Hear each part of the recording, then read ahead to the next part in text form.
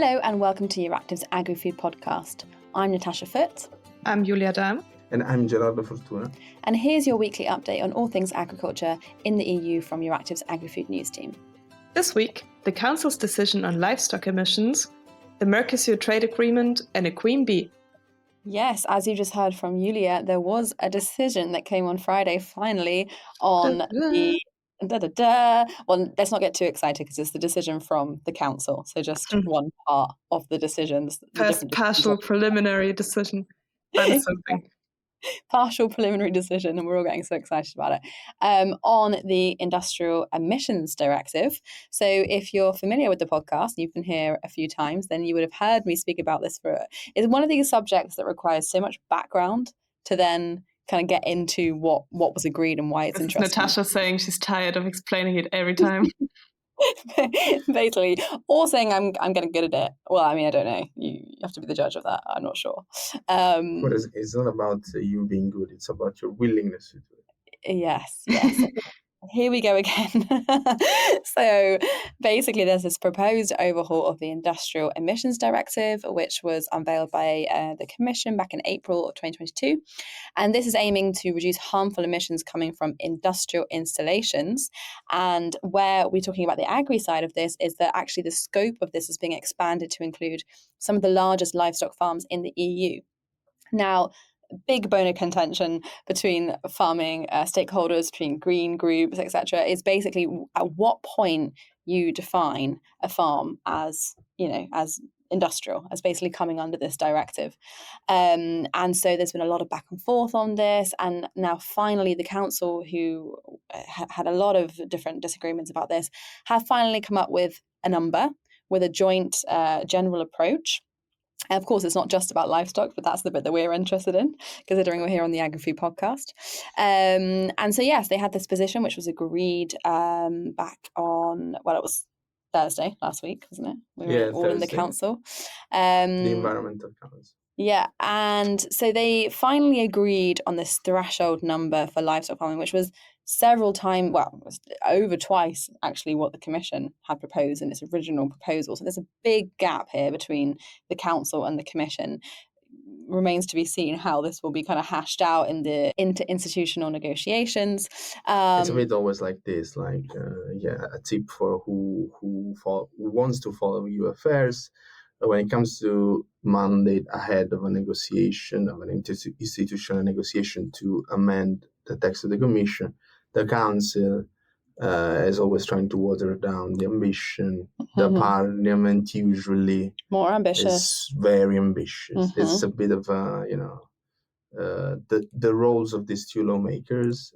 They are both aware that their positions is not going to be the final one. Yeah, they're playing in the game. They're playing the game. They're going over what they want to bring it down to somewhere they actually want. And of course, that's the negotiating game here in Brussels.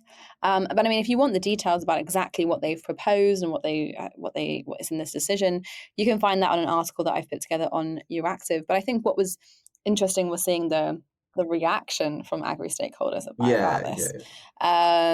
Because actually it was pretty broadly negative, to be honest, starting with the EU's Environment Commissioner, Virginijus Sinkevicius, who, he basically said he recognised that it significantly lowers the ambition of the Commission proposal, and he wasn't super happy about that. He was saying it's not really going to tackle these large EU farms, which are just getting larger and larger as they're getting consolidated into bigger and bigger installations.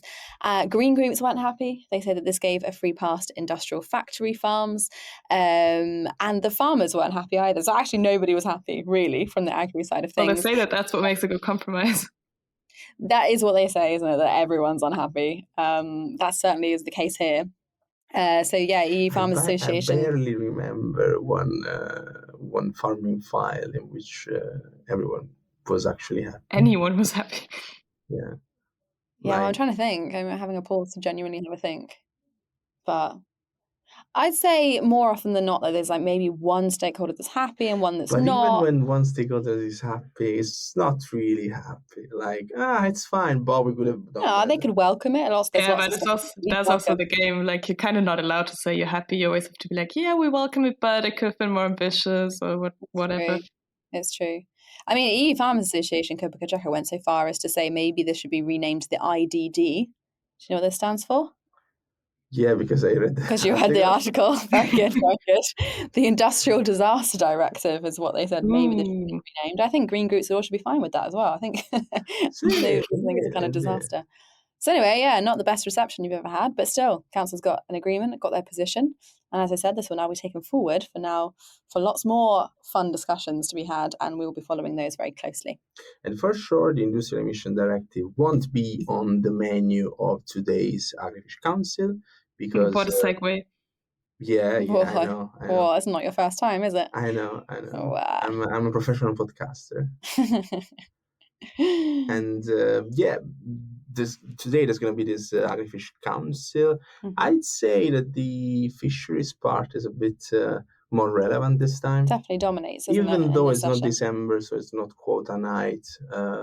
But minister will basically discuss the package, the big sustainable fisheries package presented at the end of February, which included an action plan to protect and restore marine ecosystems, a communication on the energy transition of the EU fisheries and aquaculture sector, an assessment of the EU common fisheries policy, which is a bit the fisheries cap. It's also quite similar to CFP. And the EU Common Market Organization, which again, there's something identical in the common agricultural policies. They were both last reformed in 2013. And again, Sienkiewicz, who's not only the Environment Commissioner, is also the Fisheries Commissioner. True. Will again steal the show. And the most interesting, or the most controversial actually aspect, is the ban on bottom trawling in marine protected areas. Even this debate is a bit like the one on IED, because the social and economic impact has not really been unveiled by the Commission, and basically, this some things that this could actually end several businesses in the fishery sector. On the other side, the green group, or actually the blue groups, environmentalists, basically focusing on oceans. They actually want the Commission to do more. And of course, the lawmakers to for instance, anticipate the ban on bottom trawling. And this is basically the main aspect of today's council. But there are also some agri topics. There are indeed, yeah.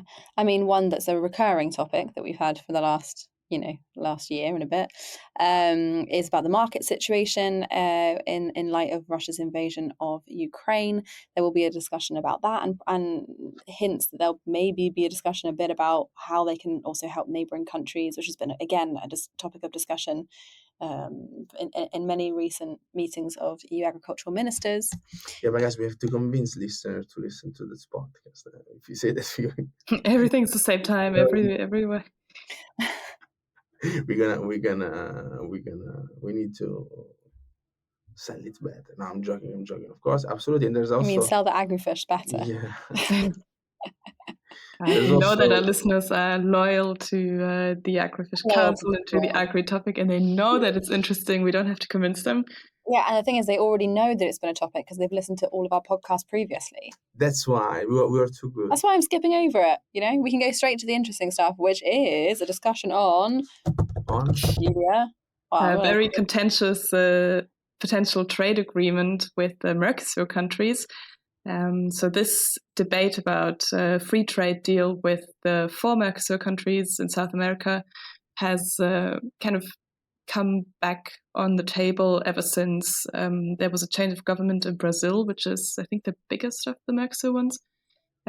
So last year, the conservative or right-wing populist, not just conservative, Jair Bolsonaro lost the elections, and his successor is socialist Luis Inácio Lula de Silva.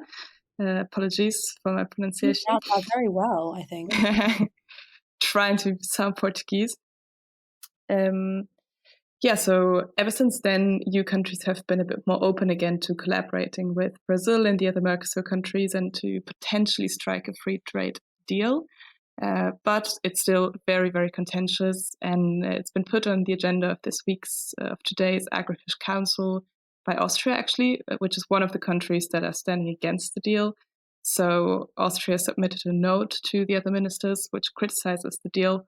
And it argues, among other things, that this deal, for which negotiations are actually already started in 1999, is not state of the art anymore, and that in the meantime, more recent deals have found better ways to incorporate sustainability standards. So this is one of the big issues, especially in the agri sector, because these are countries, Brazil, Argentina, it's countries that are very big agricultural exporters. And so people are worried in the domestic agriculture sector in the EU that the market will be flooded with agriculture exports from these countries that are produced in a way that doesn't have to adhere to EU standards. So they can be cheaper, they can be less difficult to produce, and that they will be exported to the EU market. So this is a big fear.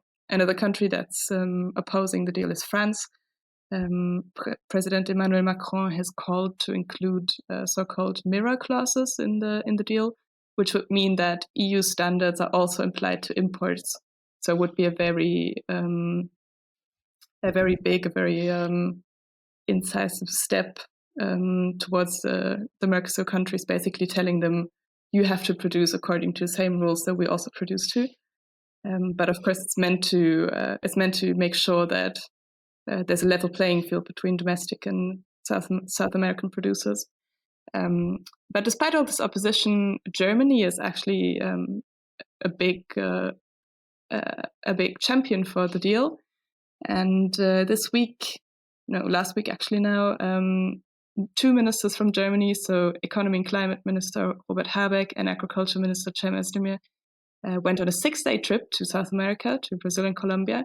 And they called to make progress on the deal, to finalize it, because they hope that the deal could actually bridge the gap between sustainability, climate and environmental action on one hand, and boosting trade on the other. And they hope that now, if the EU and these countries collaborate and establish a strong cooperation, this can actually help boost both sustainability and trade.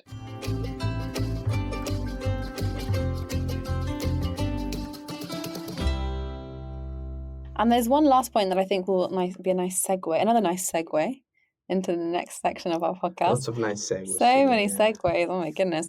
And that is also that there will be a discussion today about both the nature restoration law, which is another contentious issue. We're not going to get too far into this right now on the podcast, and also on the new deal for pollinators. And why I am mentioning this, Julia? Mm-hmm. Yeah, we have a guest this week on the podcast who also has a lot to do with pollinators. It's in fact her day-to-day job. So a while ago, I went to the Berlin agriculture fair called the Green Week, and I met lots of interesting people. And one of them was Tadeja Vidmar, and she's a beekeeper and a small farmer in Slovenia. She's not just any beekeeper, though. She's actually been crowned the honey queen by the Slovenian Beekeeping Association. Honey queen. So she's a real queen bee. Queen bee, absolute queen bee. And I talked to her about some of the challenges that she's facing as a beekeeper and as a small farmer in the country, and what the government could do about it, what some steps to take could be. So let's listen to what she had to say. You're a small farmer, but also a beekeeper in Slovenia. So could you tell me a bit about which issues you experience as a beekeeper working in Slovenia? Yes, I'm a beekeeper from Slovenia. I have around 30 colonies of bees, and I also rear the queen bees. And the problem we have in Slovenia is high concentration of bees. On 1 square kilometer, we have around 10 colonies, which is a lot, too much actually, because I cannot actually do my work, like when we are talking about genetic problems, I cannot choose the bees from my area because around me there are around 12 beekeepers also. So yeah, this is a big issue, but not only about the genetic problems. A lot of bees in small area means more diseases like American foolbrood or of course Varroa. It's even more. You have a higher chance to actually get the Varroa in your hive, even though you are treating your bees well and you're doing the work you should be doing. I think the problem is because of the country.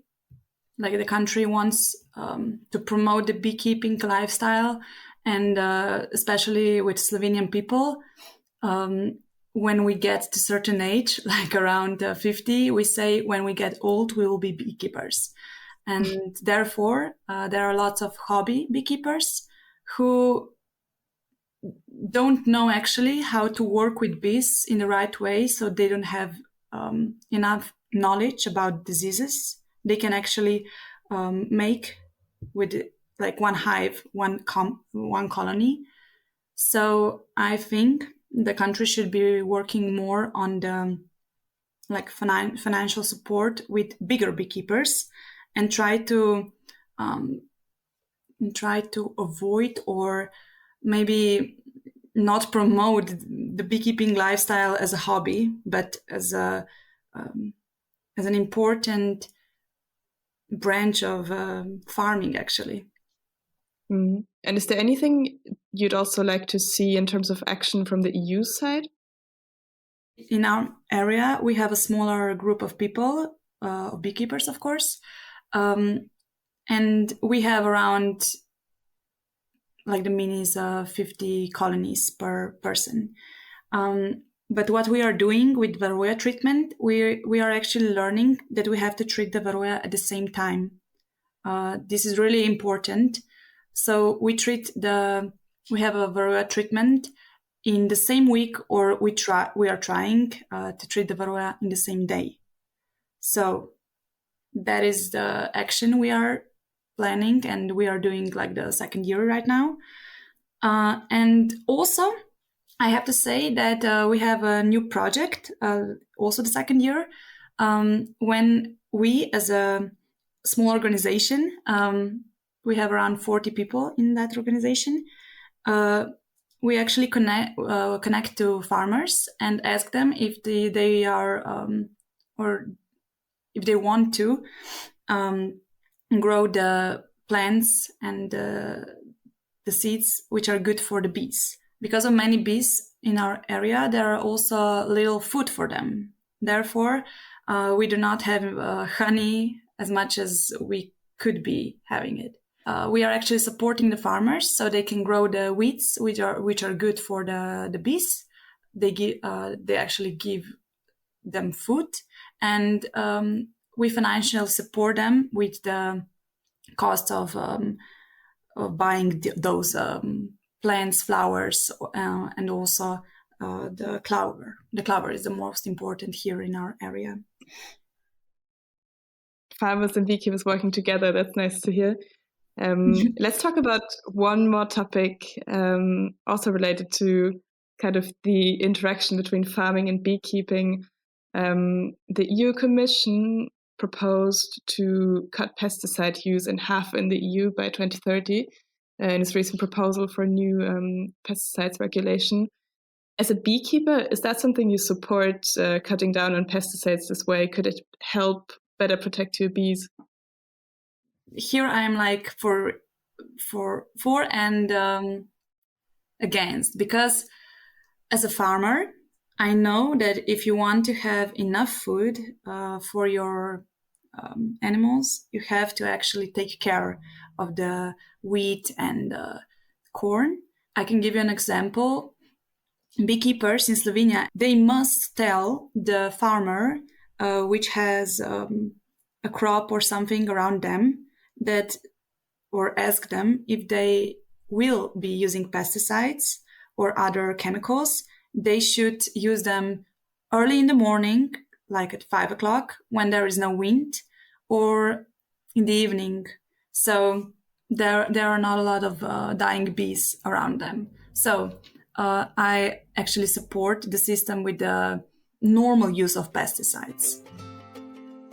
So that's all from us this week. This week, the Agrifood podcast was produced by EURACTIV's Agrifood news team. That's Strada Fortuna, Natasha Foote, and Julia Dahm, with the technical support of Evie Chiori. You can also find this podcast on all major streaming platforms. That includes Amazon, Apple, Spotify, and Stitcher. Be sure to subscribe to our newsletter so you don't miss the latest agriculture news from the EU, from EURACTIV's Agrifood team. I'm Gerardo Fortuna. Thanks for listening, and see you next week.